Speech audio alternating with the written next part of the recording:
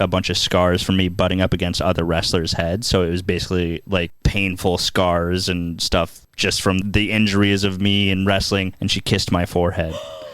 No, dude. Oh, Jason. Don't call me that. Got him.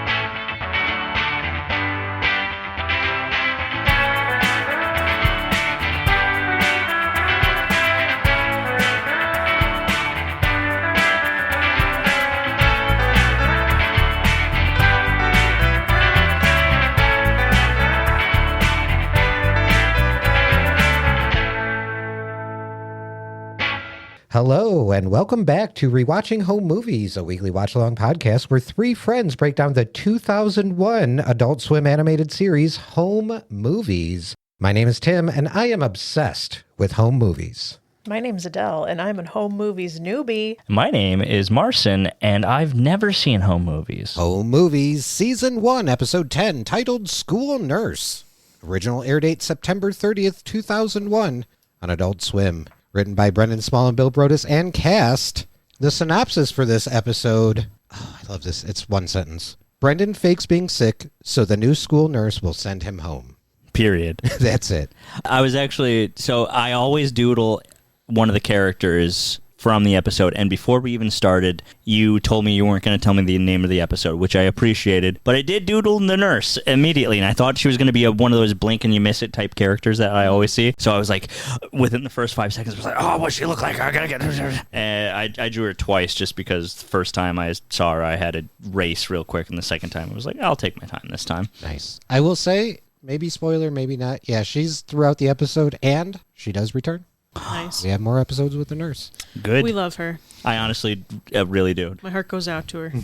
But we'll get to that. Oh, yeah. Well, before we get to that, and before we jump into this episode, why don't we jump into a little cozy corner we like to call the Creative Corner, which is something we're consuming, producing, in our radar, whatever that is creative. The Creative Corner. Who would like to go first? Or shall I? So my Creative Corner is a thing that the wonderful Adele and I actually did physically. A thing that we went to way back when. Way back when, for my last birthday, I was gifted tickets, and we recently went to a little show called Varietopia. Dun, dun, dun. With Paul F. Tompkins, my favorite comedian. Such a brilliant dude. I think the first episode we talked about Paul F. Tompkins. I talked about, I did the Freedom podcast for my Creative Corner once, and it turned into me just gushing about Paul F. Tompkins for a very long time. I had no idea who he was. I got into a lot of different podcasts, and he just always pops up, and he's always so charming, so funny, and he's in BoJack Horseman, one of my favorite shows, and so good. He's amazing. I am not even kidding when I say, and Adele can back me up on this, he got 2 standing ovations. Oh, yeah, it was great. Really? 2 standing ovations. It seemed like he was doing his last song. It was towards the end. He got a standing ovation, and then he's like, I'm going to do another song. And you know what song he did? You know the Olivia Rodrigo song, like a goddamn vampire? That one? No? No. Well, that's the one he sang, folks, and I was blown away. Because he nailed it. He really did. It was a variety show. It was comedy. It was music. He can sing. I didn't even know he could sing. I didn't know he was a singer. Yes. Yeah, he can sing. Yeah. boy. That's interesting. One of my favorite parts, because I listened to Freedom and his other podcast with his wife, Stay F. Homekins. I know a lot of Paul F. Tompkins lore, but he digitized a lot of his old school plays. Oh, yeah. And do you remember one of my favorite parts? He plays a clip of an old high school play that he was in and does commentary over it. Yeah. And it was so fucking funny. The play itself was Mary Poppins, and he played Bert. What's his name? Which one's the chimney sweep guy? Yeah, the one, Dick Van Dyke. Yeah, that's the only one I know. That when I watch Mary Poppins, I'm like, it's Dick Van Dyke. And then in a part where they had to change the scenery or something, and because they couldn't do it fast enough, they just straight up played a clip of Mary Poppins on the projector. It was so good. Oh, but anyway, that show was so much fun. We had such a great time. It was a great show, and it was so nice to see Paul alive. Yeah. It was nice to listen to live music again, too. Yes. Oh, was that the first time you've been out since? I saw Bob Dylan in concert. That was my first concert since the pandemic. But I mainly went just so I could hang out with my brother. Yeah.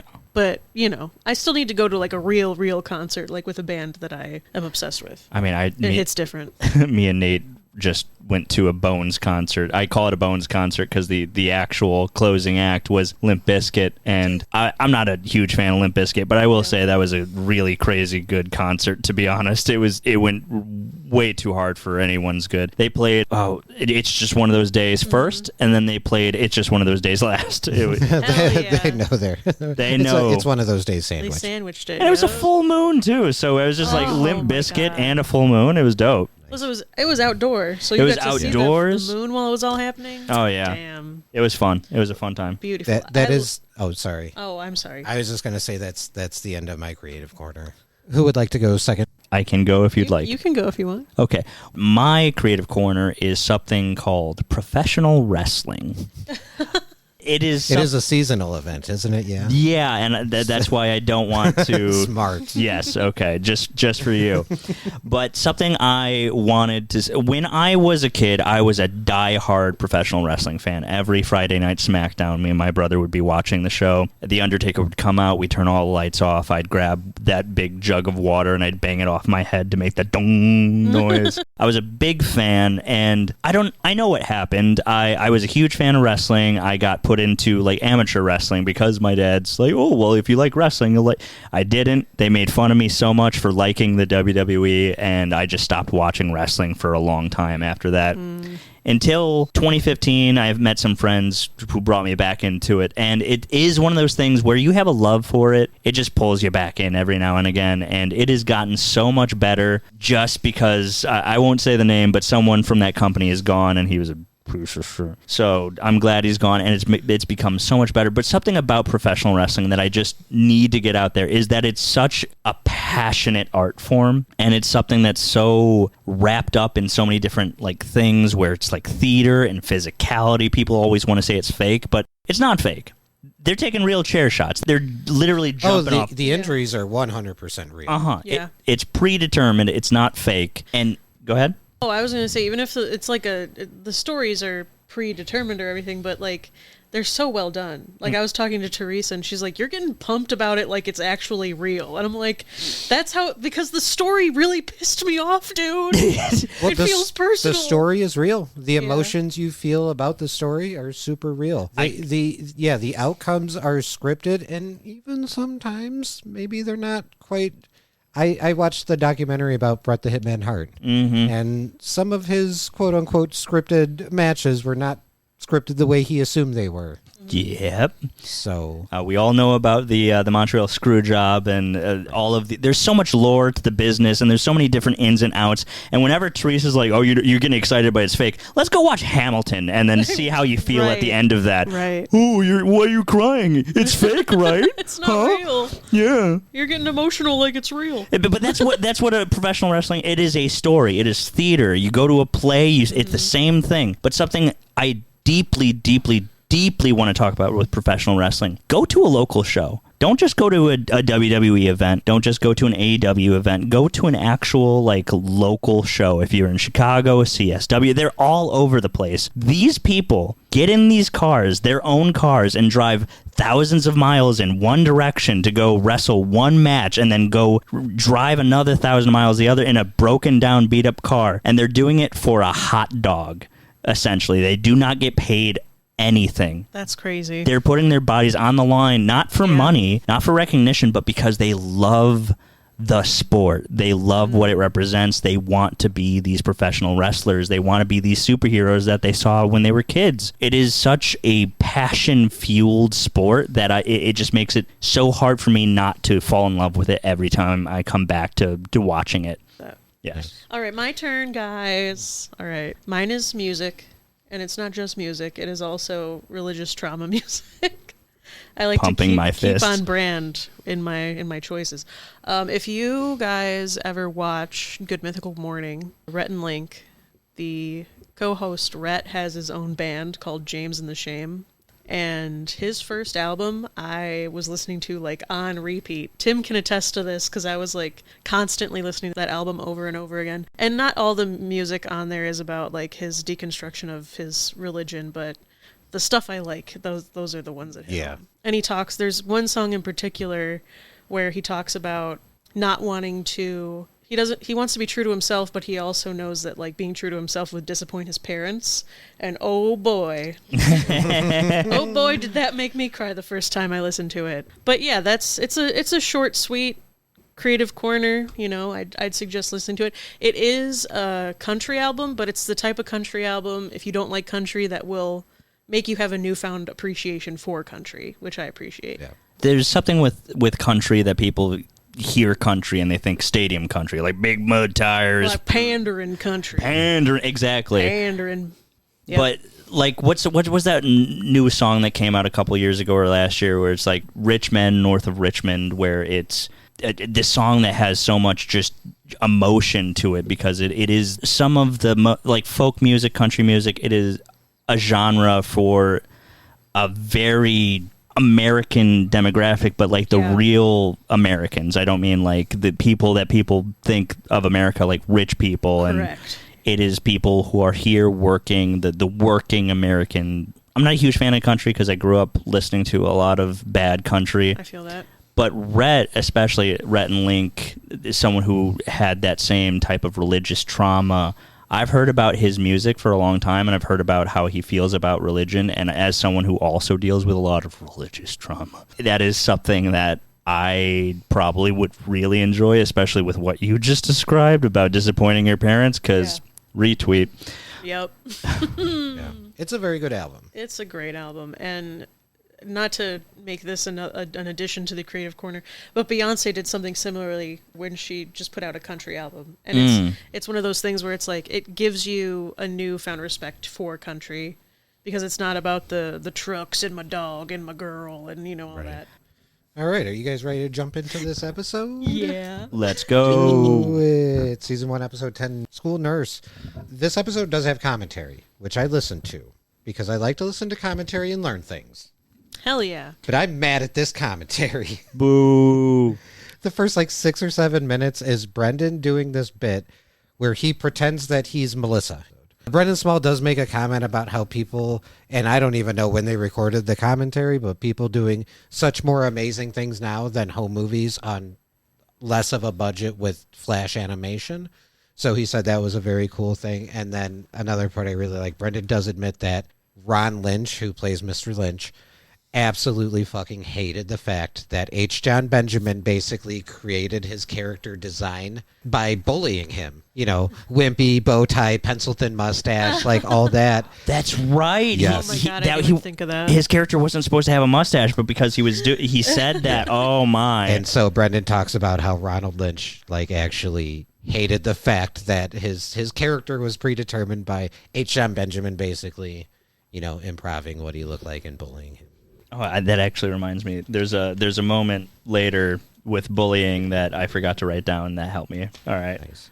Yeah, there's a couple other things in here that we learn, but I will bring those up kind of when we get to them in the episode, which will be almost immediately. So this episode, it opens up at the generic school, right? We find ourselves in the gym, and they're doing a lice check. Yeah. Jason is the first one being examined by Nurse Kirkman, who is voiced by Jen Kirkman, a comedian. The character is called Nurse Kirkman. Her name is Jen Kirkman in the show, and they did base the look of the character off of how the comedian looked at the time. So Lynch was pretty upset about that. Probably, yeah. Yeah. He's like, oh, you get to look like your pretty old self, and I get to look like whatever this guy bullies me into looking like. Yep. To be honest, out of all the characters on home movies, I think Lynch looks like the most normal / attractive. I think, especially for a teacher, I think Mr. Lynch looks like a teacher. Yeah. I honestly think his character design of most of them is probably the best. You said we opened in the gym doing a check. A lice check, yeah. Can I say it opens, and I wrote this down, opening with Jason being disgusting. Shocker. Yes, absolutely. Yeah, Jason is the first one up. And guys, great news. Jason's got the lice. Mm-hmm. He walks in so nonchalantly. Melissa says, I think Jason has the lice. And Brendan's like, or do the lice have Jason? I feel like Jason would be the abuser of that relationship towards the lice. I feel like the lice would not be the ones who want to be on Jason. He's got 2 different species. An ecosystem. An ecosystem. They called it an ecosystem. Yeah, and I love like when he walks in. Great news, guys! I got the lice. He just doesn't understand. Oh man, and this is why Marcin loves Jason. Yes, Dude, this whole episode was kind of a nightmare for me. Oh my god, the amount of times I look over and you're just hiding your face or burying it into a pillow. there's a lot of secondhand embarrassment in this episode. Yeah, if it's not secondhand embarrassment, it's disgust. It's like, oh, why didn't you watch home movies? Because I couldn't. Because it was gross. He wasn't. He was listening to it. Well, Melissa was equally grossed out. I think she was very upset. Brendan is more noting the fact that Jason gets to go home now. That's true. He clocks that real quick. So Brendan stops Jason to confirm that he gets to go home, and Jason is like, yeah, I do, but I have several species of lice living on my head. Practically an ecosystem. Did you guys ever have lice? Oh, thank God not. No. I feel like I did at one point. I've got 3 siblings. I have 3 lice. I have 3 Three lice lice. that just kind of chill all the time. Yeah. Yeah, I know. I vaguely remember having it when I was a little kid. Yeah. I remember a kid in my class had it, so they had to do like the lice check Yeah. for everybody, but yeah, I didn't. Yeah. The closest I had to like a contagious thing like that was I had ringworm once really, really Ooh. bad. That's kind of common with like wrestling, right? Yeah, but the I thought I would never get it, and never say never, because I got it looked like the Olympics logo on my forehead. Ooh, on your forehead, dude? Yep. Oh And my god. And at the time, this is a real Jason moment of mine. At the time, I was dating someone, and I was so embarrassed by the ringworm, I didn't tell her it was ringworm, and I said it was like a bunch of scars from me butting up against other wrestlers' heads. So it was basically like painful scars and stuff just from the injuries of me in wrestling. And she kissed my forehead. No, dude. Oh, Jason. Don't call me that. Got him. Don't call me that. And what did we learn? This is why we don't lie. This is why we don't date.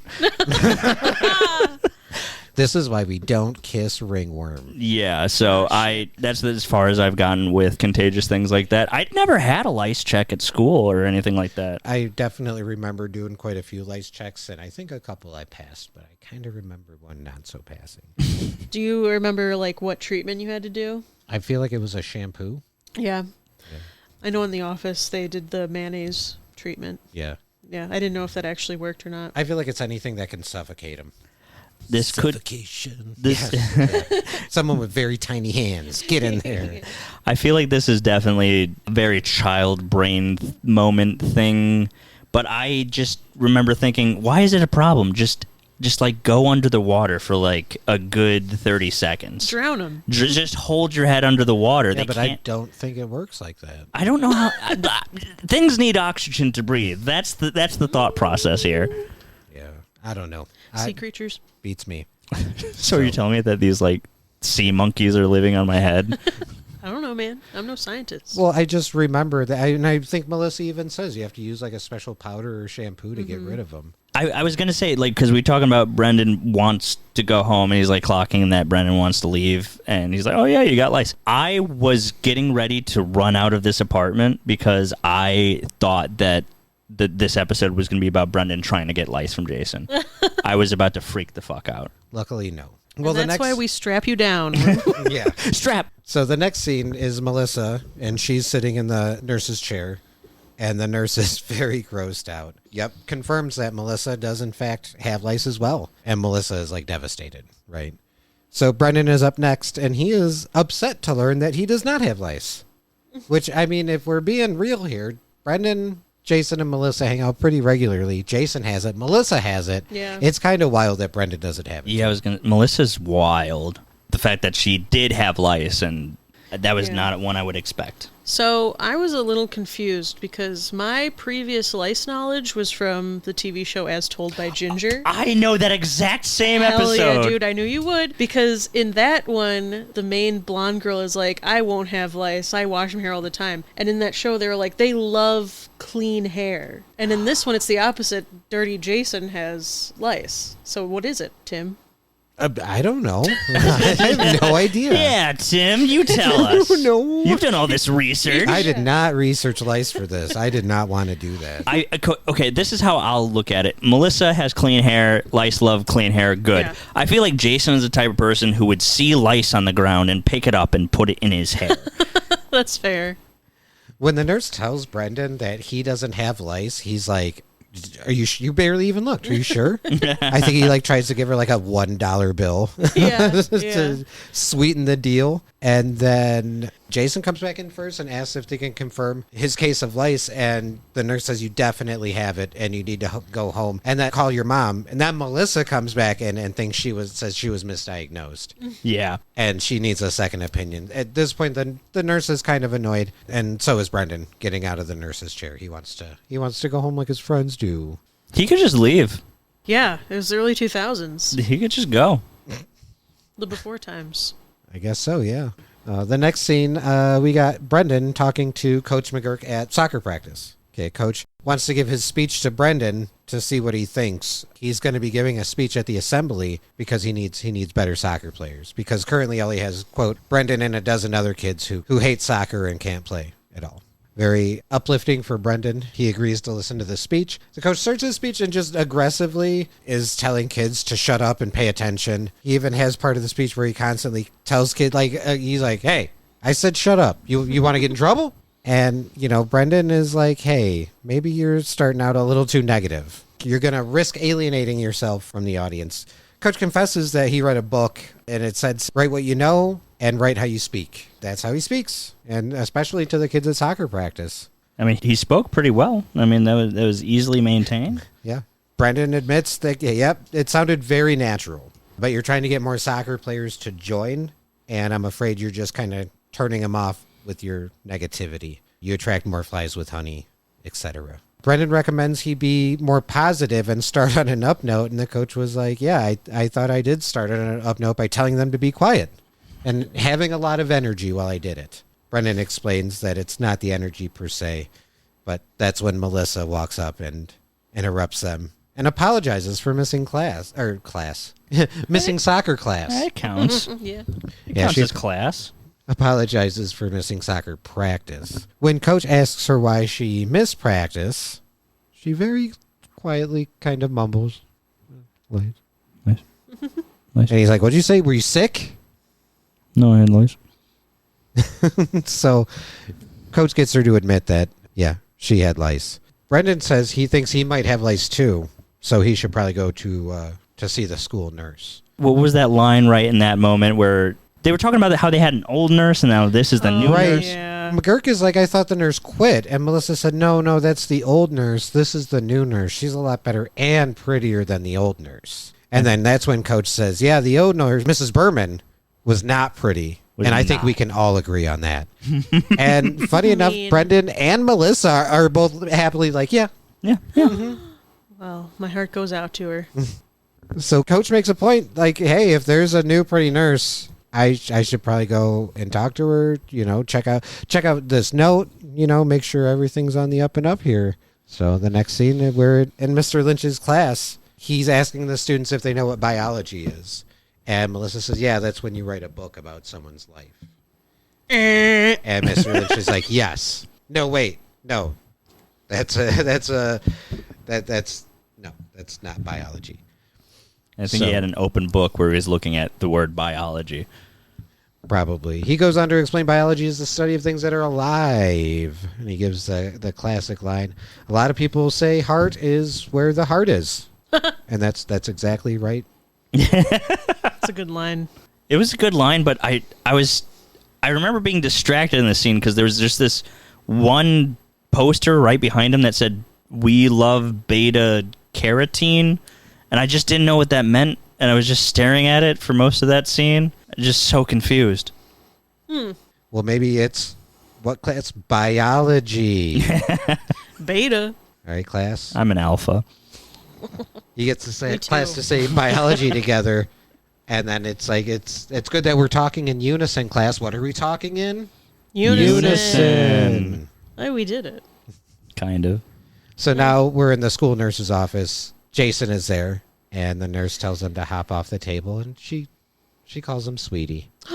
Jason clocks it immediately. And when he points it out, she's like, yeah, I guess you're right. She tells Jason he needs to wash more Yeah. because that'll help keep all of his open sores and scratches from getting infected. And Jason, I think, compliments the nurse on her perfume, said, Try washing? That's what I wrote down and underlined. the nurse touches his arm, and he immediately, like, swoons. Like, Nurse Kirkman tells Jason she wants him to take better care of himself. And Jason takes this as, obviously she's interested. I wrote down nurse is the smartest one and very charming. I don't know what about that interaction in that moment was charming, but apparently she was very charming. Jason sneezes and gets snot all over. On that note, Apologizes to Nurse Kirkman, and he said that's embarrassing. And she said, no, it's just nothing to be embarrassed about. did you notice that he wipes his snot onto his own pants? On his ass. Just Oh. like, yeah, Yep. let me just put it right there. Yeah, he Save wipes his snot on his ass, and he tells Nurse, I think it's time we have a talk. I don't know if it's because of how much I dislike Jason, but this whole plot of that with Jason made my skin crawl every time he was on screen. Yeah, I saw some secondhand embarrassment from Jason a lot this episode. Well, luckily, Brendan busts into the room. I like this part because Jason, kind of feeling like he is being interrupted, tells Brendan, he's like, you should go. He's like, well, you don't feel well? And Brendan's like, no. He's like, well, then go home. You go home. You'll feel better at home. Yeah. And he tells him to get well soon. But then realizing he's not leaving, Jason then decides that he's going to leave instead. Did we talk about when Brendan in the classroom started faking being sick, got up in the middle of the That's class? right. When they're talking about biology, he goes to Mr. Lynch and he's complaining about his tummy hurting. He's like, what's it called when your stomach's about to explode? Well, and I like, too, because this is when he's talking to the nurse. And he walks in, like, super nonchalant. And then when Jason leaves, he's like, that was abrupt. And the nurse is like, hello, Brendan. And he's like, right. Oh, my stomach. Classic. And she even says, like, oh, are you in pain? And he's like, pain doesn't even begin to describe it. It's like excruciating pain. When you guys would fake being sick, what was your go-to? I love how it's not even a question of if we did. We all have. We all have. Absolutely. Go to? Yeah, like would you do like a stomach ache, headache? I never did stomach ache because they would never believe me. See, stomach ache was my go-to because if I said, like, headache or fever or anything like that, my dad would check my temperature. Yeah. Yeah.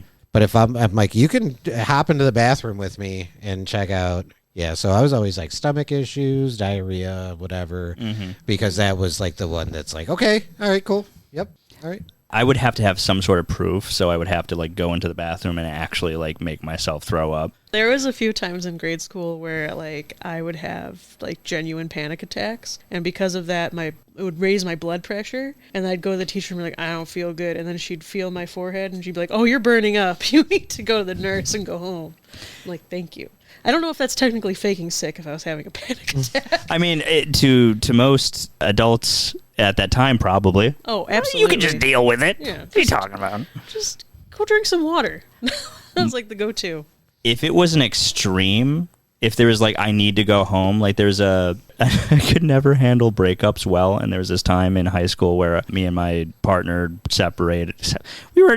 We broke up. We're on a break. Yeah, and I was really depressed, and I wanted to go home. So I was in the middle of the class, and I just like raised my hand, and then I bolted out of the room, and I ran to the bathroom. And obviously, they were going to send someone after me to figure out if I was okay, and I would just be, I threw up. I threw up. Did you make fake throw up noises just to sell it? No, because if I ran down there, they wouldn't have been able to hear it, and they like when they got there eventually, I'd be like, oh yeah, you missed it, I threw up.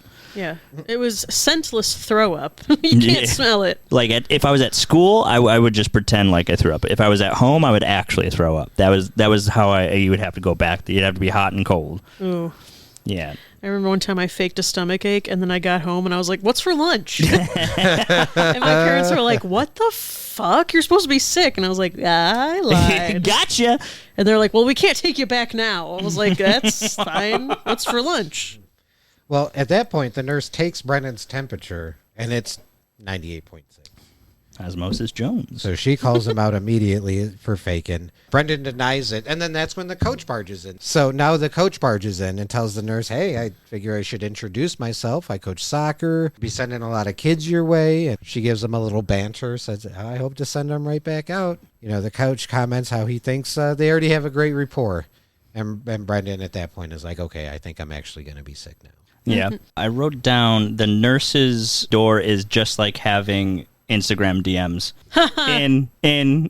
in. Yeah, Brendan comments that he thinks he's going to be sick, and then somehow miraculously the next scene, coach is at the bar with nurse. Yeah, this scene. Gave him a shot that she shouldn't have done. She gave him a shot, and then he took like 8. Yeah. Do you think she was just being nice? Oh yeah, she 100%. She was so nice. Yeah. Coach McGurk offers her something to drink, like a beer, and she says she'll just have a soda. And he's like, are you sure? Hard liquor?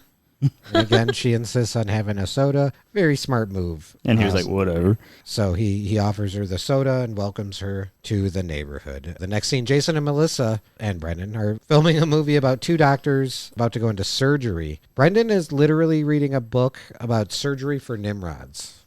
I think that was... Yeah, I think that was Jason who was holding that. Was Jason reading the book? And then Brendan was holding another book that didn't have anything on it. Nice.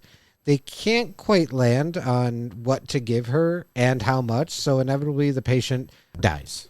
Yeah. And Jason is like very nonchalant about this. He calls time of death and says, all right, let's eat. I'm hungry. And Brendan insists he tries to save her by giving her 5 billion cc's of adrenaline. Me during WrestleMania. To which Melissa jumps up and screams, I'm alive! And then Dr. Jason says, good, we'll bill you later. I want to state right there, when he says, I'll bill you later, the syringe, he puts it down. It's a turkey baster? Yeah. Oh, fuck me. It was a turkey baster, wasn't it? Oh, they tricked me, those goddamn home movies. The syringe, as he brings it down, it transitions into a beer bottle. Yeah, that was pretty dope. I was just going to say, he slams down the quote-unquote syringe of adrenaline, which was a turkey baster, and that transitions into the scene of Coach slamming down his beer back at the bar with Nurse Kirkman. One of the lines I wanted to bring up was, he was like, can I call you, what do you want me to call you, Jen? Or like, I can't call you out nurse. And she's like, no, I am actually a person outside of work. And that really tickled me. Yeah. So it slams the syringe down, and that transitions to Coach McGurk slamming his beer down. And I think we're going to play this clip here. Oh, boy. So this is the second scene of Nurse Kirkman and Coach McGurk at the bar. McGurkman. So I said, you want it clean? Their ship name. Huh? You want it clean? You clean it. 1, 2, 3, 4, 5, Clean it 6 yourself. viewers around Clean it. it yourself. This was such an uncomfortable I've not scene seen for my me to mother watch. since that point. Wow. You know what Darwin said? That we, and I'm talking about men, Right. we're trying to date our mothers. I've heard that. It got me thinking, am I trying to date my mother? You know, I mean, my mother can't stand me. I can't stand my mother. And that relationship has been reliving itself through other women for my whole life. You believe that? Right. No. But anyway, you're pretty like my mother is. I just noticed that. I love that Anyway, you're transition. pretty like my mother is. So, as men, would you Yes. agree with that theory? You go first, Tim, if you have anything to say about that. A theory that, so you're talking like basically like the Oedipus complex? Yeah. That men date women or go after women who remind them of their moms? I mean, I guess to an extent. I never looked at it as like, I want to find a woman that is my mom. Right. I took it as like, you want to find a woman who is nurturing like your mother was, who is going to love you and care for you like your mother did. In a perfect world. I personally, like, I don't think I look for something in women that Me and your mom remind get along really well. I mean, that's true and that's great. I personally think it's literally just about the love that you know is the one that you're That going to you're go. used to. Yeah, it's just... Yeah. It doesn't matter if it's your mom or your dad. It just you grow up and it's like, oh, this seems familiar. And it even if you have a terrible relationship with your mom, like some people in this room, I don't know who it would be, but you grow up and you're so used to that's something that you kind of gravitate towards. So that scene we just played does like the circle wipe into literally the same. It's like the same scene but later. Yeah. And what cracks me up is when McGurk was talking about like all this stuff with his mom and everything, I counted like 6 beer bottles around him. Now it looks like he's kind of got one of everything. He's got empty shot glasses. He's got some lemon liqueur kind of thing that looks like a margarita glass. He's lit. He is lit, and you can see the poor reflection of Nurse Yeah. Kirkman in his drink. And this is when he starts going on a rant about how literally anyone can be a soccer coach. You don't need a degree. They don't even check. Oof. That's why I'm talking about Nurse as being such an understanding, patient character. Like, she's a favorite of mine so far. Absolutely. She's nice, Yeah. even when she shouldn't be. Yeah, and I mean, we'll get into the later scene, but like she gets assertive when she needs to be. Yeah. Mm-hmm. But at the end of the day, she's just like, look at her. There's so much pity in her eyes. Yeah. She just feels so bad for the guy. I mean, you should. No, you really shouldn't. And that's why she's better than I. Yeah. Yeah. So at one point she yawns, and Coach is like, "No, you're not tired. We're gonna stick it out." And she's like, "No, I'm gonna finish this drink, and I'm gonna get going." So Coach says, "Okay, you know," even like, "Yeah, me too. Yeah." He's like, "I'll finish this drink, and then I'll drive you home." And it shows his POV, and he's got not double vision, he's got triple vision. There's 3 versions of the nurse swirling around. He is blasted. And I wrote down, let's get this man some keys. He insists on driving. He goes to stand up. You hear all the glass clanking around, and then he's like, "Uh-oh, yeah, I got the rubber legs." Oh, So this scene ends with Nurse Kirkman dragging him out of the bar, and Coach McGurk is like, "Do you think it was weird when I was screaming about my mother?" And she's like, "Yeah, I remember that. Everybody remembers that it was weird." You were very loud. And then as she was walking him out, Adele caught it. It was really did quick. catch it. I was wondering, because you went, I need to write something down, and I didn't catch anything. I need to write this down. As she was walking him out, do you want to say it? Or Oh, I can. Yeah, go for it. So when she's walking out, you see people in the background, and it's the dude from the creative writing class that was making out with Paula. Paula. It was Makeout Guy, who Yep. still does not have a name. I didn't know that. I don't know why I thought it. I thought it was going to be like Jay and Silent Bob in the background. No, it was Makeout Guy from her creative writing class from Method of Acting. Yeah. Can Well, the you- first time I watched this, I did not catch that at all. Yeah. I was gonna say I have not been. When I watch them here has been the first time. I'm gonna start watching them at least once before, and then it is. Yeah, it's Makeout There's Guy. the cigarette man, Yeah, he's got the smokes in his pocket. He's got the same spurs. Yeah, that's Yeah. Makeout Guy. and it looks like For sure. kids from South Park are here too. Yeah, still does not have a name. Dude, these scenes are like increasingly awkward because Yeah. literally the next scene is the nurse outside of Coach's apartment. He's on the corner of Lonely and Brew, I think. Oh, that's such good. Jinkies. He's trying to convince her to come inside. He makes a comment. He says, "You don't talk too much," and I actually like that. Yeah, I don't like talkers. And she even says, "Oh, thank you for the welcome." You can see her reflection in the rear view, and she is like increasingly annoyed. She declines the invitation. He's kind of consistent. He said he's got some Arabica coffee known to have some hallucinogenic effects. Oh, Coach. He would have got me in there. I'm gonna tell you that right now. After the date you guys just went on? Oh my goodness. He mentions, I feel And- like I would have got blasted with him. I think we would have both been just complaining. hey, props. No, as much as I'm sure she wanted to probably have a couple drinky poos during that situation, she wanted to be on her guard. Absolutely. Or she just Absolutely. doesn't drink, either or. Either way, smart woman. Yes. Not to backtrack, but I noticed in my notes from when I first watched this, I put gnome on the back of the booth, and I vaguely remember there was like drawings on the back of the booth, and it looked like there was a gnome. Oh, because I have something coming up as well. Really? Ooh, the gnome right Is there. that He's got a little pointy head. Look, He's it got is a stick figure with a triangle on its head. That's true. And there's Miss Pigeon. I don't know who that is, but there she is. What's that mean, Tim? No idea. Oh, What about Billy's brandy? No idea. Billy loves brandy. Billy loves brandy. Yeah. Oh, Oh, you think they're still together? No, it's alcohol. I hope they're not.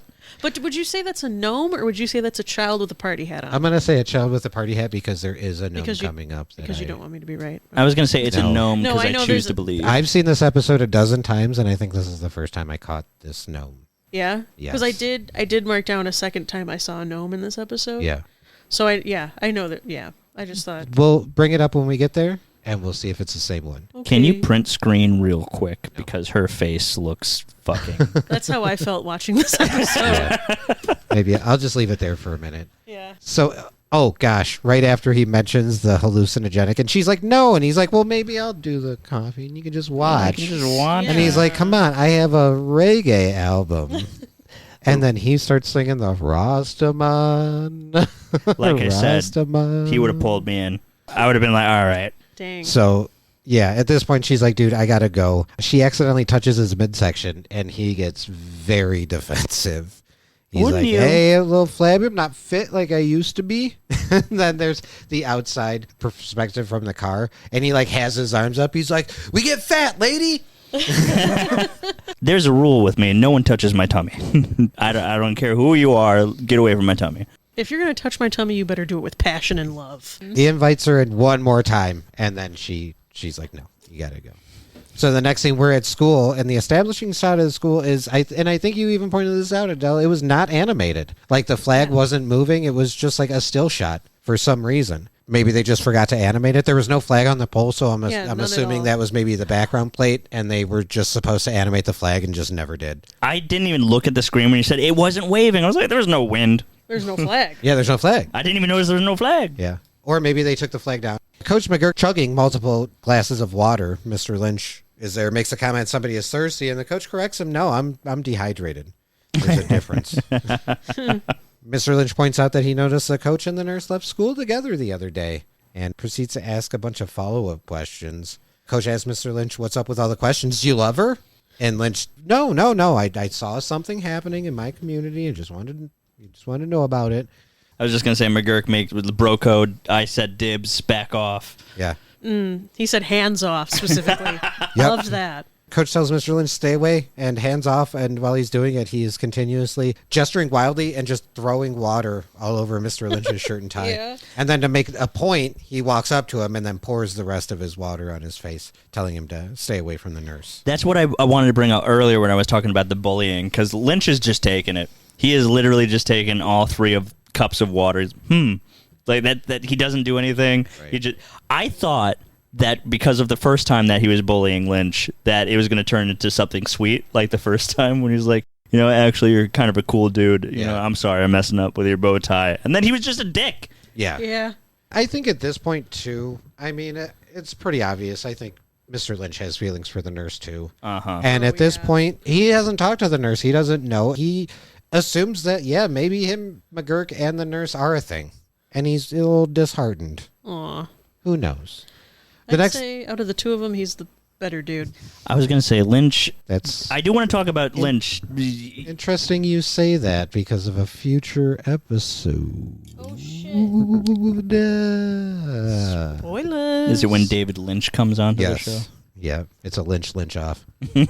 So the next scene, Brendan, Jason, and Melissa are looking through some medical books, realizing there are so many different diseases out there. Brendan makes a comment that he thinks he might have scurvy, and Melissa mentions that only pirates get scurvy. And Brendan says, "Pirates and me." And he's like, "Write that down." That's a great. He That's a said great name. Pirates and me. What'd you think he said? Pirates in me. I wrote that down. I was like, that's a different movie. It's the parody of the movie. Pirates in me. Wow. Brendan makes the Academy acclaimed Pirates and Me, and then the porn parody is Pirates in Me. Oh, Yeah. that's a good. Yeah, that market is flooded. Brendan tells him to take the book away because he feels like he has every disease in there. Melissa makes a comment about how you do look slightly more pasty than usual, and Jason says, yeah, your eyes look a little glassy. And Brendan says, you know what, I do feel more pasty and glassy than usual. So he decides to have a lie down. Melissa asks Jason what he is drawing, and Jason confesses he's drawing a picture of him and the nurse. He confesses that he needs to tell her how he feels. He doesn't want to get burned if she doesn't like him back. Melissa says there's ways to tell if a woman likes you, and Brendan even interjects, there's actually no way. And Jason very quickly tells Brendan, shut up, I need to hear what she's saying. Which I'll give points to Jason for for like, no, let's listen. Let's hear her out. But here's the problem. And a very rare occurrence. Melissa's advice Is wrong. It's wrong because Jason is wrong. So maybe Melissa is onto something, but maybe this situation doesn't apply. Because she asked, does she call you pet names? And he's like, yeah. Does she laugh at your jokes? And he's like, yeah. Does she find ways to touch you? And he remarks, yeah, when she's examining me, she touches me all the time. But she has a glove on. In a rare case of not being the voice of reason, Melissa's like, yeah, I think she likes you. Oof. But And she's then- a child. Give her points. And then she's like, you need to let her know before she loses interest, because women are fickle. When Melissa said women are fickle, I wrote down Adele Pikachu meme because right when Melissa said that, Adele made a noise and it just reminded me very much of this. Yeah. So Jason is like, maybe I should buy her a gift. And Melissa's like, yeah, that's a good idea. So Jason is like, maybe I'll get her something. She'll actually need like a thermometer. And Melissa is like, yeah, you should attach a note that says something like, you get my temperature rising. Ooh. And Jason is like, that's clever. Kind of. I don't think he got it. Probably not. So now we're back in the teacher's lounge, and Nurse Kirkman is telling Lynch good morning and comments about how good the coffee is. And Mr. Lynch is like, hey, thank you. And she's like, oh, did you make it? And he's like, no, but I put the water jug in the thing. Well, he went, yes, no. Yes, no. He didn't want to lie to her. So Mr. Lynch makes a comment about her and the coach being a thing, and she laughs. She denies it. Mr. Lynch makes a remark, that's not how Coach describes it. They have a laugh, and she explains how when they went out, he was so drunk she had to drive him home. And then apparently he passed out in his car, and she had to push him out. See, that's where her niceness ends. She's like, I'm not taking you up the steps. I'm just going to push you out. Figure it out. But it's at this point that Coach McGurk walks in, and he asks Nurse Kirkman if he could talk to her. She says yes. He thanks her for the other night. He says he's looking forward to seeing her again. They both felt something special. There's no denying it. So he says, here we go. Let the games begin. Uno. Mr. Lynch offers to talk to Coach McGurk, and this part kind of made me sad because the nurse is like, no, don't worry about it. I've dealt with stuff like this before. Yeah. I mean, she has. Yeah. This isn't her first rodeo. Right. I mean, look, she even has, what is that, a stethoscope? Yeah. She's constantly wearing that. Yeah. She insists that he not, because Mr. Lynch is like wants to talk to Coach, and she's pretty insistent to just not make a big deal about it. She'll take care of it. She's dealt with this before, and honestly, I completely understand where she's coming from. Mm-hmm. Like, hey, this is my situation. Let me deal with it. Exactly. And he didn't. Oh, we can get to that, but Literally, the next scene, it's a soccer game. I feel like the thing is, like, I think Lynch is the MVP here for one specific part that I'll get into. I do not think he should have disobeyed her here. This came like very much from a point of he has interest in the nurse. yeah. He's probably very happy to deliver this news. Yeah, he You wanted know. to rub it in his face a little bit and be like, you guys actually aren't together. Although, in the next scene, when he is there to talk to Coach, he's very stumbling over his words. He can't quite get it out. Yeah, inevitably, he kind of starts, even at one point, he's like, oh, hey, Brendan, you don't look well. Anyway, like, you know, he's very distracted. Yeah, Brendan's laying off to the side, and he's telling Coach to shush, to be quiet. He looks very sick. Lynch walks up, and yeah, he tells him, hey, we need to talk, and it's very... He's having a very hard time expressing himself. But yeah, basically, the scene fades out with him saying, let me preface this by saying you're not going to like what follows the preface of this. So we assume he had a conversation with McGurk, because the next scene we're in the nurse's office. Nurse Kirkman is commenting to Jason how he seems very clean today. And Did you accidentally fall into a bath? must have accidentally fell into a tub. Jason laughs. Of course, because, you know, the girl he has a crush on just cracked a joke. He go, hee hee hee hee hee. Jason brings up, this is a good time for him to tell her something. And he pulls out a piece of paper from his pocket. And I think this is the second time I saw Marson cover his face. The second Jason started pulling out, like, pre-made notes, I knew it wasn't going to go well. The greasy note. It started, "Dear Nurse, beautiful swan." And that's when the coach barges in. Again, this whole episode is just barge in after barge in. Could we Nobody actually knocks. Nobody knocks. Could we actually go to that scene? Because there's a particular part. Sure. So that's when the coach barges in, and he asks why he had to learn it from Lynch that they aren't together. And he demands answers. So this upsets Nurse to the point where she aggressively tells him, "No, we are not together." And that's when Coach asks about the other night. And you even see Jason be like, "What other night?" Yeah. I'll kill you. That part, I think that was the funniest part. Yeah. That made you love Jason a little bit? No. It escalated so quickly, too, because he's like, "What other night?" And then, yeah, the scene of him flying at Coach. He's like, "I'll kill you." And then Coach tells him, he's like, "Dude, I have no beef with you." And he's like hanging off his leg, biting him.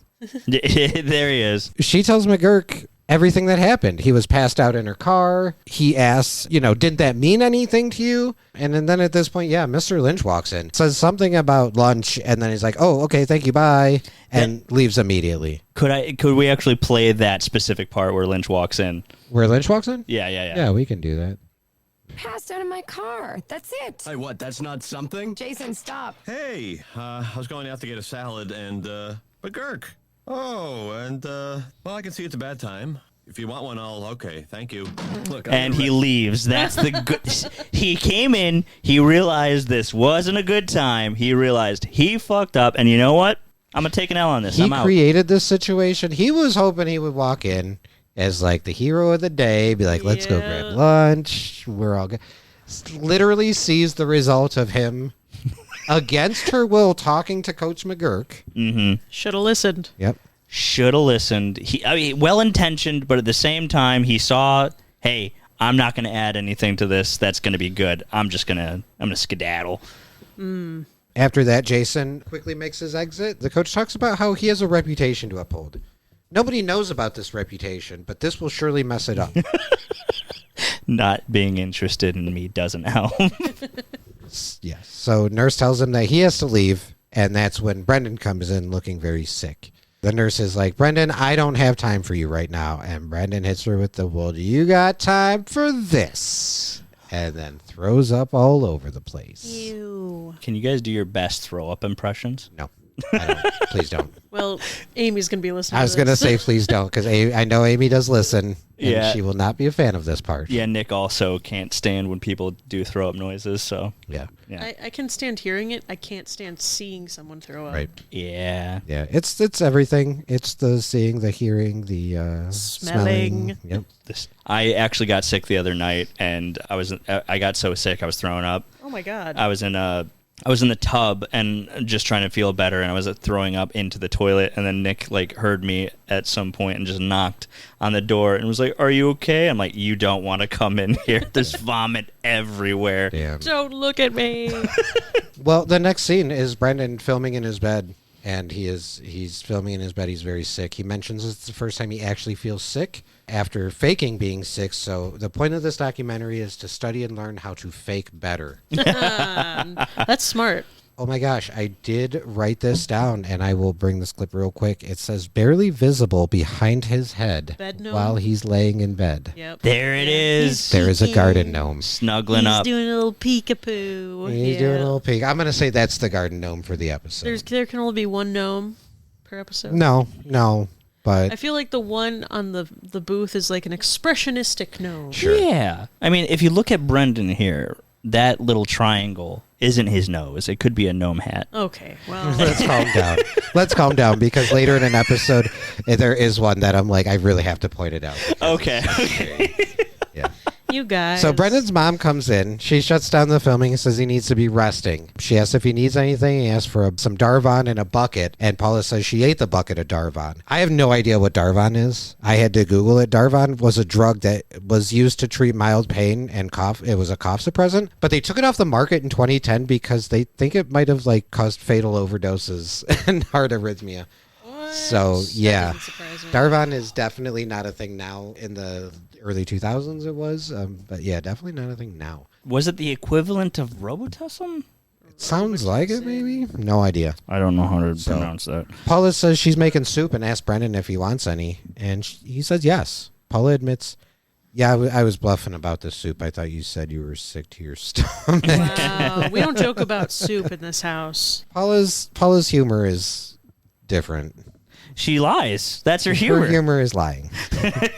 Paula then tells a story about how she used to get headaches from her college roommates and that they were idiots, but maybe she should call them and compare her lives to theirs to see who's winning. I will say this is actually a little bit of foreshadowing. Oh, yeah, it is. Is it? It is. So the final scene, we're in the gymnasium, and the coach is giving his presentation in front of the school. He's asking about how they need more soccer players. He goes on to say that while he has everyone's attention, he's going to go ahead and dismiss any rumors that have been circulating about him, that he would never date any faculty members, and even if they begged him. And they would have to beg him. And they have about 60 seconds to do it, or they blew it. He proceeds to count down from 60. While he's doing that, we cut to the nurse and Jason. You still hear the coach counting down in the background, and the nurse tells Jason, you know, I thought about what you said, and I do, in fact, want to be your girlfriend. But you have to wait until you're 30. Until then, it's strictly professional. Jason makes a comment. Yep. Fucking Jason, dude. Right. And says, well, when I'm 30, you're going to be 60-something? And she's like, mm? And she said, yeah. And he said, you know what? That doesn't really thrill me. You know what, Jason? You're the problem, Jason. Jason is the problem. Thank you for coming to my TED Talk.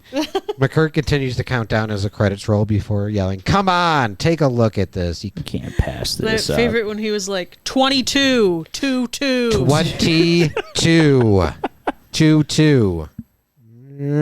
21. The second I saw him standing in front of just a sea of people, I pulled the pillow up and put it in front of my face because there is so much secondhand embarrassment in this episode. Yeah. And I cannot deal with secondhand embarrassment. I will, stop watching a TV show because of secondhand embarrassment. Well, you can't get out of this one. Yep. All right, guys, that's it. That's season 1, episode 10, School Nurse, in honor of not making this longest episode ever. Let's go ahead and get to grades. Overall episode first. What do we think? Oof. You go. Okay, I was just going to say, I liked this episode a lot. Something I didn't think about until when we got to this point. There wasn't a lot of Brendan in here. No. He was not the main character.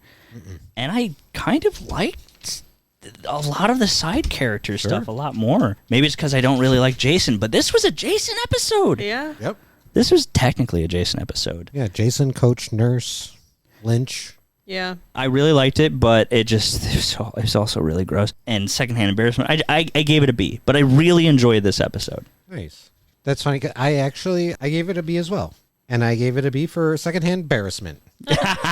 That's good. You're cute. Yeah, you are cute, Tim. What are you doing later? Stop. Getting married to me later. Okay, did you say hands off to me? I am actually going to give this episode, because I just remember watching it for the first time and it was a little bit better the second time. Yeah. Because I knew it was coming. Right. I'm going to give it a B-. I'm sorry, guys. Oh, it's okay. It was a little too real. That's the triple B. The B. Triple B. B movie. It's the triple B. Okay, that's going to be the grades for the episode. Marcin, you traditionally give Jason a grade. I do, and in fact, I gave 2 characters a grade. I gave McGurk a grade because he was not doing well this episode. I did not enjoy watching him come on screen. I gave him a double D for drunk dick. He really did not. And designated driver, because he needed one. He did. Yeah. You invented a whole new grade for him. I had to. It was just he made me so uncomfortable. I feel like anytime McGurk talks to women, I think I'm going to be really uncomfortable. This guy needs to go figure out some stuff before he even goes on any date. I did write in my notes that he needed therapy. Oh, God. Yeah, he does. But go ahead. I was going to say, as for Jason, I gave him a different grade because I don't think he deserved a failure.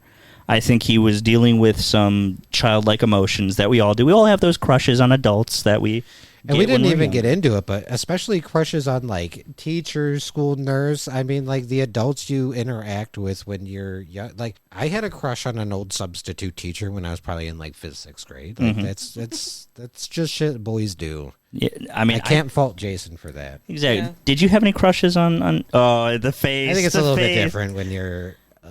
I Why? mean, not teachers, not like people I went to school with, because honestly, like I hated all of them. That's fair. That's fair. I'm not saying I didn't have crushes on adults. Like that was like it's always been my demographic, even since I was a very young child.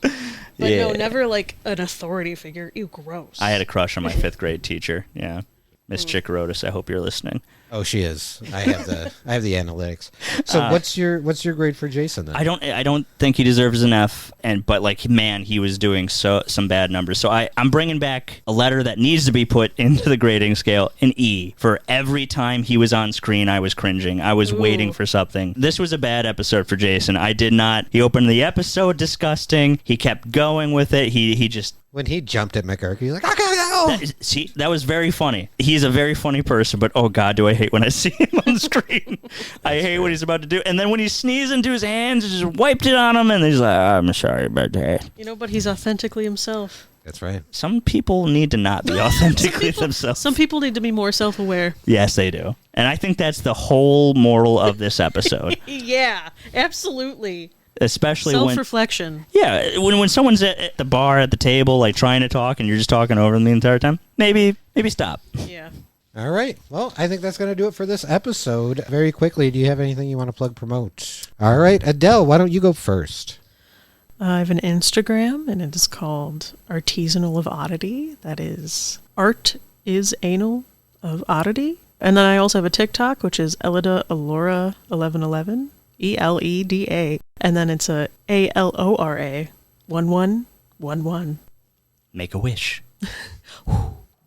I got a bunch of plugs as usual. My plugs are a bunch of podcasts that I've also done. Puzzle Valley, which I already finished. It's a miniseries from my podcast, Eldritch Journeys. It's a high school teen detective story. I put a lot of work into it. I love it so much. Put my heart and soul into it. And I'm also working on the sequel, Puzzle Valley 2000, which is set in the year 2000. It's like a prequel. Adele, you are a part of it. It's true. And we're having a great time doing it. Soundtrack is already on its way. I've got a lot of work to do with that. I'm also working on Season of the Curse 2 with my YouTube brother-in-arms, Punkin Nonstop, who has a YouTube channel as well, Punkin Nonstop. He's got thousands of videos on there, so go check him out. That is not hyperbolic at all. And we're working on Season of the Curse 2, which is a really, really fun project that everyone in this room is working on, Tim and Adele. Hell yeah. That will be coming together soon. I'm actually hoping to have it done by the finale of this podcast, because I think that would coincide with Season of the Curse 2, which is an homage to home movies and is itself a home movie, so I think it would fit just right in. And I'm also working on another feature film called The Doorman, which I've been working on since 2016.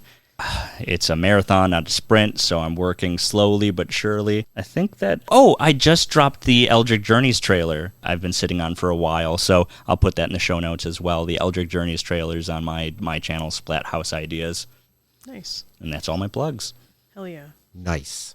And as always, this podcast is brought to you by the Happy Corner Podcast. They were nice enough to donate our audio equipment so we could keep this podcast going. So we'd like to give them a nice little plug at the end. The Happy Corner Podcast streams every Sunday at 1:45 Central Time on Twitch. You can find them on YouTube and audio versions wherever you get your podcasts. That's going to do it for this episode of Rewatching Home Movies. Join us next week for Season 1, Episode 11, Mortgages and Marbles. If you liked what you heard, check out our Linktree at RHMpod. There you can like, follow, and subscribe. Email us or leave us a 5-star review. I will read 5-star reviews on the podcast. Thanks to Tom Traeger for the refresh of our logo and Chris Bongat for the use of our theme song. On behalf of myself, Tim, and my co-hosts, Marcin and Adele, thank you for rewatching home movies with us. We'll see you next week. Bye.